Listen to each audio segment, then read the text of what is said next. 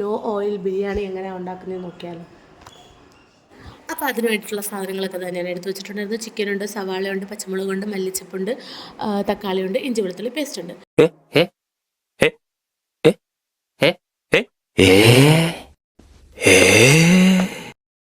എന്നിട്ട് നമ്മൾ എടുത്ത് വെച്ച സാധനങ്ങളെല്ലാം കൂടെ ഒരുമിച്ച് അങ്ങ് തട്ടുകൊടുക്കുക. അതായത് സവാള, തക്കാളി, പച്ചമുളക്, മല്ലിയില, ഇഞ്ചി വെളുത്തുള്ളി പേസ്റ്റ്. അത് കഴിഞ്ഞിട്ട് നമ്മൾ പൊടികൾ ഇട്ട് കൊടുക്കുകയാണ് ഗൈസ്. മഞ്ഞൾപ്പൊടി ഇട്ടിട്ടുണ്ട്, കുരുമുളക് പൊടി ഇട്ടിട്ടുണ്ട്, ഗരം മസാല ഇടുന്നുണ്ട്, മല്ലിപ്പൊടി ഇടുന്നുണ്ട്, ഉപ്പ് ഇടുന്നുണ്ട്. ഇതെല്ലാം കൂടെ ആവശ്യത്തിന് ഇടുക.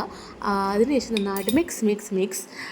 നമ്മൾ ഇതിനകത്ത് മുളക് പൊടി യൂസ് ചെയ്യുന്നില്ല കാരണം ഇതിനകത്ത് ഞാനിപ്പം ആവശ്യത്തിന് പച്ചമുളകും കുരുമുളക് പൊടിയൊക്കെ ഇട്ടിട്ടുണ്ട്. അപ്പോൾ ഇനിയും മുളക് പൊടി ഇട്ടാൽ എരിഞ്ഞ് ചാവും, അതുകൊണ്ട് ഞാൻ ഇട്ടില്ല. നിങ്ങൾക്ക് ഇഷ്ടമുള്ളവരാണെങ്കിൽ നിങ്ങൾ ഇട്ടോളൂ. പിന്നെ ഞങ്ങൾ റൈസ് പാരലായിട്ട് കുക്ക് ചെയ്തിട്ടുണ്ടായിരുന്നു. അതിനകത്ത് സ്പൈസസും കുറച്ച് ക്യാരറ്റും ആഡ് ചെയ്തു കുക്ക് ചെയ്തു. അതിനുശേഷം അത് വെച്ച് നമ്മൾ മസാലയൊക്കെ ആയിട്ട് സെറ്റ് ചെയ്തെടുത്തു. അപ്പം ഇത്രയുള്ള ഈ ഒരു ബിരിയാണി. ഇത് ഭയങ്കര നമ്മുടെ കടയിൽ കിട്ടുന്ന ബിരിയാണി ടേസ്റ്റ് ഒന്നുമല്ല, പക്ഷേ വെയിറ്റ് ലോസ് ജേർണി ചെയ്യുന്നവർക്ക് കഴിക്കാൻ പറ്റിയൊരു ബിരിയാണിയാണ്. സംഭവം എനിക്ക് അടിപൊളിയായിട്ട് ഇഷ്ടപ്പെട്ടു. എണ്ണയൊന്നുമില്ല, ഇത്ര നന്നായിട്ട് ഉണ്ടാക്കാൻ പറ്റിയില്ല. അപ്പോൾ അത്രയുള്ളൂ ഗായ്സ്, ബൈ.